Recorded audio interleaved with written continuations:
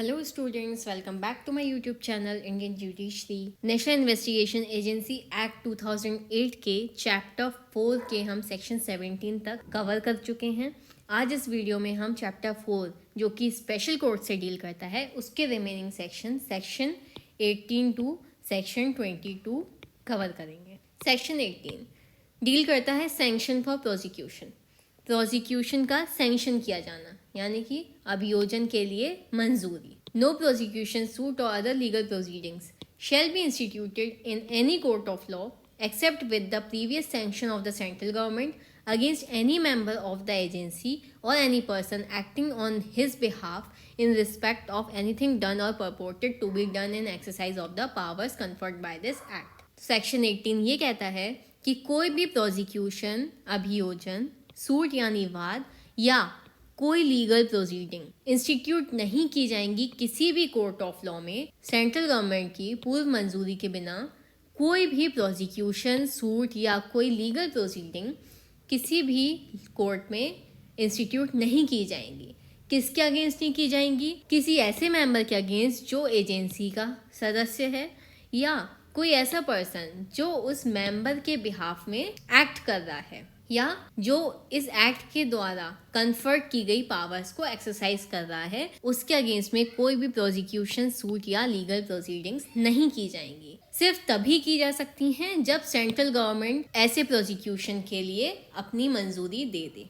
ठीक है, बिना सेंट्रल गवर्नमेंट की मंजूरी के ऐसे किसी मेंबर पे जो एजेंसी का सदस्य है उस पर कोई भी prosecution, suit, legal proceeding institute नहीं की जाएंगे। Section 19 trial by special court to have precedence. Special court द्वारा विचारण की अग्रता होना। The trial under this act of any offence by a special court shall be held on day to day basis on all working days and have precedence over the trial of any other case against the accused in any other court, not being a special court, and shall be concluded in preference to the trial of such other case, and accordingly the trial of such other case shall if necessary remain in abeyance. Special court द्वारा किसी भी offence का इस act के अंतर्गत trial सभी working days पे या डे टू डे बेसिस पे यानी कि दिन प्रतिदिन के आधार पर किया जाएगा और किसी अन्य न्यायालय में, किसी अदर कोर्ट में जो कि स्पेशल कोर्ट नहीं है, एक्यूज्ड के अगेंस्ट किसी अन्य मामले के ट्रायल पर, विचारण पर उसकी अग्रता होगी तथा उसे ऐसे अन्य मामले के विचारण पर प्रेफरेंस देकर पूरा किया जाएगा और ऐसे अन्य मामले का विचारण यानी कि ट्रायल यदि आवश्यक हो अस्थगित रहेगा। सेक्शन 20 डील करता है power to transfer cases to regular courts. Regular courts को केस ट्रांसफर करने की शक्ति। Where after taking cognizance of any offence, a special court is of the opinion that the offence is not triable by it, shall, notwithstanding that it has no jurisdiction to try such offence, transfer the case for the trial of such offence to any court having jurisdiction under the court, and the court to which the case is transferred may proceed with the trial of the offence as it had taken cognizance of the offence. जहाँ पे special court को ऐसा लगता है कि उसने जिस offence का कॉग्निजेंस, जिस अपराध को संज्ञान में लिया है, उस अपराध को संज्ञान में लेने के बाद अगर स्पेशल कोर्ट को ऐसा लगता है कि वो ऑफेंस उसके द्वारा विचारणीय नहीं है, ट्रायबल नहीं है और ऐसे ऑफेंस को ट्राई करने का उसके पास ज्यूरिसडिक्शन नहीं है, क्षेत्राधिकार ही नहीं है, तो वो ऐसे ऑफेंस को ट्रांसफर कर सकेगा और जिस कोर्ट को ऐसा केस ट्रांसफ़र किया जाएगा वो उसके अकॉर्डिंगली प्रोसीड करेगी जैसे कि वो ऑफेंस उसी ने संज्ञान में लिया हो। नेक्स्ट सेक्शन 21 डील करता है अपील से। अब अपील कहाँ होगी? Subsection 1 notwithstanding anything contained in the code an appeal shall lie from any judgment, sentence और order not being an interlocutory order of a special court to the high court both on facts and on law. संहिता में किसी बात के होते हुए भी किसी स्पेशल कोर्ट के किसी जजमेंट, सेंटेंस या ऑर्डर से जो कि इंटरलोक्यूटरी ऑर्डर नहीं है, अंतर्वर्ती आदेश नहीं है, फैक्ट्स और लॉ दोनों के बेसिस पे हाई कोर्ट में अपील होगी। कहाँ होगी? हाई कोर्ट में। Subsection 2 Every appeal under subsection 1 shall be heard by a bench of 2 judges of the High Court and shall, as far as possible, be disposed of within a period of 3 months from the date of admission of the appeal. Subsection 1 के अंतर्गत की हुई प्रत्येक appeal high court के 2 जजेस की bench के द्वारा सुनी जाएगी और जहां तक पॉसिबल हो अपील एडमिशन की तारीख से, यानी अपील ग्रहण की तारीख से 3 महीने के अंदर अंदर within a period of 3 months dispose की जाएगी. Subsection 3, except as aforesaid, no appeal or revision shall lie to any court from any judgment, sentence और order including an interlocutory order of a special court. जैसा कि ऊपर कहा गया है उसके सिवाय स्पेशल कोर्ट के किसी जजमेंट, सेंटेंस और ऑर्डर जिसके अंतर्गत इंटरलोकेटरी ऑर्डर यानी कि अंतर्वर्ती आदेश भी शामिल है, किसी कोर्ट में कोई अपील या रिवीजन नहीं होगा. ठीक है, यहाँ पर इंटरलोकेटरी ऑर्डर नहीं था सबसेक्शन 1 में, लेकिन सबसेक्शन 3 में इंटरलोकेटरी ऑर्डर को भी इंक्लूड किया गया है. Subsection 4, notwithstanding anything contained in subsection 3 of section 378 of the code, an appeal shall lie to the high court against an order of the special court granting or refusing bail. संहिता की धारा section 378 के subsection 3 में किसी बात के होते हुए भी बेल को ग्रांट करने या रिफ्यूज करने की, यानी कि जमानत मंजूर करने या उससे इनकार करने की स्पेशल कोर्ट के ऑर्डर के अगेंस्ट अपील कहाँ होगी? हाई कोर्ट में होगी. अब आप हमें कमेंट सेक्शन में बताइए कि सीआरपीसी का सेक्शन 378 किससे डील करता है. Subsection 5, every appeal under this section shall be preferred within a period of 30 days from the date of the judgement, sentence और ऑर्डर अपील्ड फ्रॉम. इस section के अधीन प्रत्येक अपील उस जजमेंट, सेंटेंस या order की जिसके against appeal की गई है उस तारीख से 30 डेज के पीरियड्स के अंदर की जाएगी. 30 डेज का पीरियड यहाँ पे ध्यान रखिए, जहाँ मैं रेड मार्क कर रही हूँ कहाँ पे 3 मंथ्स है, कहाँ पे 30 डेज है.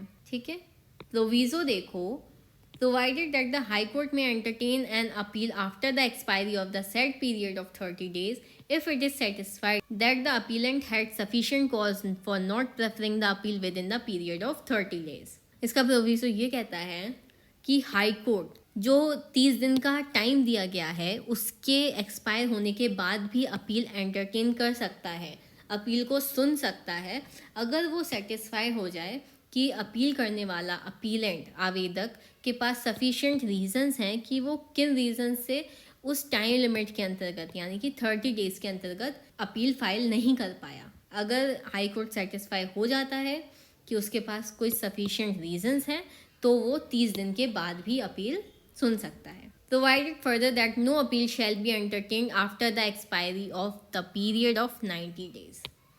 यहाँ पे पीरियड दिया है 90 डेज का. कोई भी अपील एंटरटेन नहीं की जाएगी 90 डेज के पीरियड्स के बाद. ठीक है, यहाँ पे तो 30 डेज के पीरियड के बाद माफ़ कर दिया था हाई कोर्ट ने कि अगर किसी के पास सफिशिएंट कॉज है तो वो अपील कर सकता है, लेकिन एक और प्रोविजो जो है इसका दूसरा वाला वो ये कहता है कि कोई भी अपील एंटरटेन नहीं की जाएगी अगर 90 डेज का पीरियड भी ओवर हो जाता है. क्लियर हो गया होगा आपको. इस चैप्टर का लास्ट सेक्शन देखो, सेक्शन 22 डील करता है power of state government to constitute special court. यहाँ पे जो मैंने पिंक से मार्क किया है द वर्ड कॉन्स्टिट्यूट, ये 2019 के अमेंडमेंट में इस वर्ड की जगह इंसर्ट किया गया designate court of session as. तो हम इसे क्या पढ़ेंगे कि power of state government to designate court of session as special court, यानी कि राज्य सरकार की सेशन कोर्ट को एज ए स्पेशल कोर्ट निर्दिष्ट करने की शक्ति. सब सेक्शन 1 देखो, द स्टेट गवर्नमेंट में यहाँ पे वर्ड है कॉन्स्टिट्यूट 1 और मोर, तो इसकी जगह 2019 अमेंडमेंट में क्या इंसर्ट किया गया, designate 1 or more courts of session as special court for the trial of offences under any or all of the enactment specified in the schedule. State government यानी कि राज्य सरकार स्केड्यूल में स्पेसिफाई किए हुए सभी या किन्हीं ऑफेंसेस के ट्रायल के लिए एक या एक से ज़्यादा सेशन कोर्ट को as a special court designate यानी कि निर्दिष्ट कर सकेगी. कौन? राज्य सरकार. Subsection 2, the provision of this chapter shall apply to the special courts constituted की जगह designated by the state government under subsection 1 and shall have effect subject to the following modification namely इस chapter के provisions subsection 1 के अधीन state government द्वारा निर्दिष्ट किए गए स्पेशल कोर्ट्स को लागू होंगे और ये निम्नलिखित मॉडिफिकेशंस के अधीन रहते हुए प्रभावी होंगे। फर्स्ट देखो इसका references to central government in section 11 and section 15 shall be constituted as references to state government। धारा 11 और धारा 15 में सेंट्रल गवर्नमेंट के प्रति निर्देशों का यह अर्थ लगाया जाएगा कि वे राज्य सरकार के प्रति निर्देश हैं। सेकंड देखो reference to agency in subsection 1 of section 13 shall be constitute as a reference to the investigation agency of the state government. Section 13 के सबसेक्शन 1 में एजेंसी यानी कि अभिकरण के प्रति निर्देश का अर्थ यह लगाया जाएगा कि वह स्टेट गवर्नमेंट के इन्वेस्टिगेशन एजेंसी के प्रति निर्देश हैं। थर्ड देखो reference to attorney general for India in subsection 3 of section 13 shall be constitute as reference to advocate general of the state. Section 13 के सब सेक्शन 3 में भारत के महान्यायवादी यानी अटॉर्नी जनरल ऑफ इंडिया के प्रति निर्देश का यह अर्थ लगाया जाएगा कि वह राज्य के महाधिवक्ता advocate general of the state के प्रति निर्देश हैं। ध्यान रखिएगा कि जो 2019 में अमेंडमेंट हुआ है उसमें इस सेक्शन में कॉन्स्टिट्यूट जहाँ जहाँ यूज हुआ है वर्ड कॉन्स्टिट्यूटेड वहाँ डेजिग्नेटेड आएगा। सब सेक्शन 3 देखो The jurisdiction conferred by this act on a special court shall until a special court is designated by the state government under subsection 1 in the case of any offence punishable under this act, notwithstanding anything contained in the court be exercised by the court of session of the division in which such offence has been committed, and it shall have all the powers and follow the procedure provided under this chapter। किसी special court को इस act द्वारा confer की हुई jurisdiction आधिकारिकता का इस act के अधीन पनिशेबल किसी ऑफेंस के मामले में सबसेक्शन 1 के अधीन स्टेट गवर्नमेंट द्वारा कोई स्पेशल कोर्ट डेजिग्नेट किए गए यानी निर्दिष्ट किए गए जाने तक संहिता में किसी बात के होते हुए भी उस खंड के सेशन न्यायालय द्वारा प्रयोग किया जाएगा जिसमें ऐसा अपराध किया गया है और उसको सभी शक्तियां होंगी तथा वह इस चैप्टर के अधीन उपबंधित प्रक्रिया का पालन करेगा। सब सेक्शन 4 देखो on and from the date when the special court is designated by the state government the trial of any offence investigated by the state government under the provision of this act which would have been required to be held before the special court shall stand transferred to that court on the date on which it is designated। Subsection 4 क्या कहता है? उस तारीख से ही जब state government द्वारा special court को निर्दिष्ट किया जाता है इस एक्ट के प्रोविजंस के अधीन स्टेट गवर्नमेंट द्वारा इन्वेस्टिगेट किए गए अन्वेषण किए गए किसी ऑफेंस का ट्रायल किसी अपराध का विचारण जिसका स्पेशल कोर्ट के समक्ष किया जाना अपेक्षित होता है उस तारीख को जिस दिन वो निर्दिष्ट किया गया है उस कोर्ट में ट्रांसफर हो जाएगा। क्या आई होप आप लोगों को चैप्टर 4 समझ में आ गया होगा। नेक्स्ट वीडियो में हम इस सब्जेक्ट का लास्ट चैप्टर मिसलेनियस कवर करेंगे। Please do like share comment and subscribe our channel. Thank you for watching. Bye.